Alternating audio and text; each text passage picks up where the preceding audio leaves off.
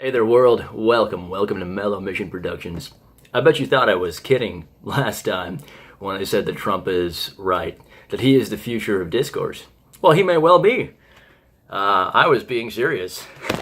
So a while back, about 3 or 4 years ago, I picked up this book called Washington, Webster, and Lincoln by Denney. It's a edition of Lake English Classics. And this is all about speech making through an American lens. So basically, a bunch of early American statesmen are contained therein. And then there's, not expositions, what's the word for it? An expostulation, or, that's stupid.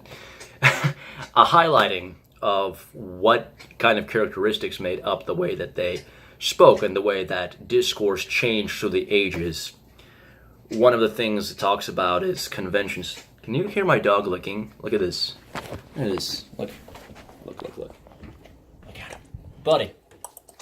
Yeah. What's up, dog? Yeah. See, that would be an informal convention to making a presentation. I mean, what I'm doing right now is basically an oral presentation. It's got a video quality, but basically I'm just a talking head. I'm gonna get him out of here. Come on, baby, I love you. Come on. You gotta get the hell out. Come on. Stop licking. Won't stop licking? Go, stop licking. You need a better scratch? Okay. Can't resist that. See, now that makes me personable. And now you're gonna trust me more. No, that's not a ploy. It's just my dog. He was lonely, but then he got noisy. All right. Anyway, enough of that nonsense. So I'm gonna be kind of reading through this and putting up my thoughts on it. And dog, stop.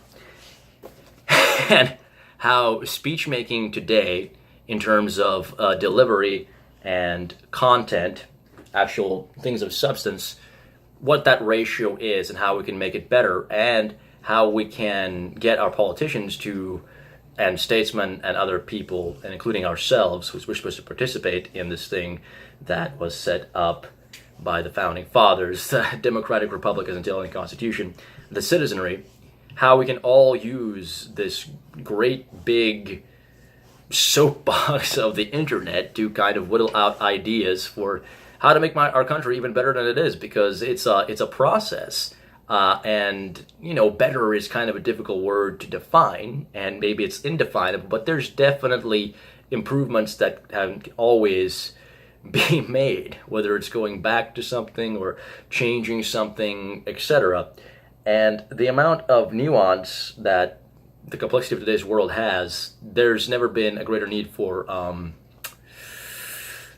the art of speechcraft, as I think it kind of talked about here.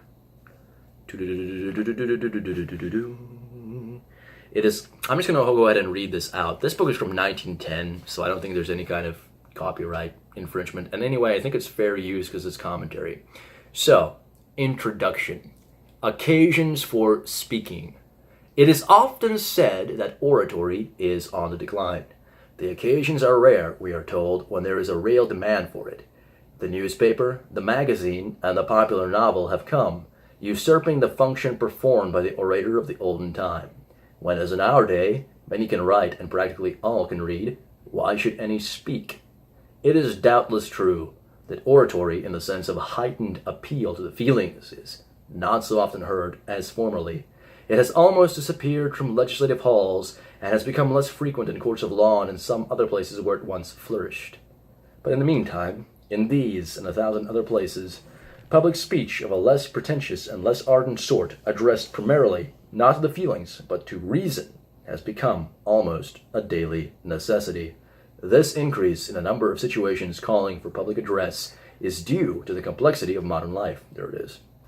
All of our professions and trades, all of our enterprises, political, religious, philanthropic, educational, and social, even our pleasures and sports, are highly organized.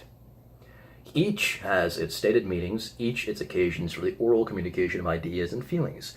There probably never was a time when these occasions were half so numerous as they are today. And this was written in 1910. It's now over 100 years later. As a result, the art of public speech has become less of a profession, less a matter of set rules and formulae, less the possession of a particular class of people exclusively devoted to its cultivation, and more of a staple need of the many. So, how unfortunate it is that the many don't seem to be equipped with too great of an arsenal, either vocabulary-wise or concept-wise, or willingness to participate-wise nowadays in the internet era. But more on that later. So let me finish this. A good reason this why every educated person should wish to learn more about it. Carlyle congratulated the English on the fact that they were a nation of poor speakers. He thought that the less talking there was, the greater would be the amount of useful work accomplished. And this gets my goat. Because, actions speak louder than words. Sure, but if your action is that you're running off a cliff and I say, hey buddy, there's a cliff, you're going to appreciate the hell out of the fact that I spoke up. Or maybe I should have tackled you. I don't know. Anyway, he thought that the less talking there was, the greater would be the amount of useful work accomplished.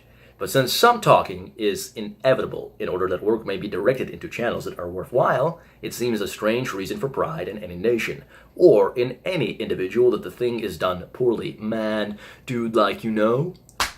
Carlyle's friend Emerson had a better word for his countrymen when he wrote that if there ever was a country where eloquence was a power, it is in the United States.